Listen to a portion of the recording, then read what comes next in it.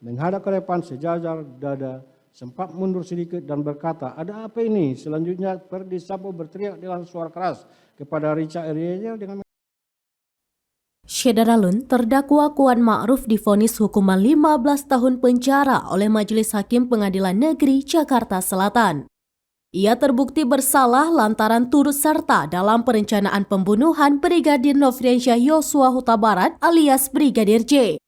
Vonis tersebut disampaikan oleh Ketua Majelis Hakim Wahyu Iman Santoso dalam sidang vonis Kuat Ma'ruf yang digelar pada Selasa 14 Februari 2023.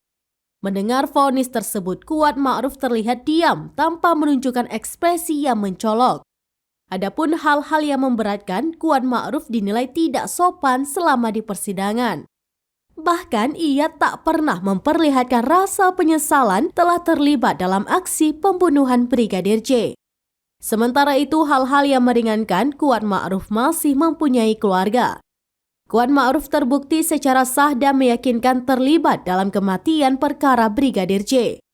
Dibeberkan Morgan Simanjuntak, adapun peran Kuat Ma'ruf dalam upaya melakukan pembunuhan Brigadir J telah dilakukan sejak di Magelang, Jawa Tengah.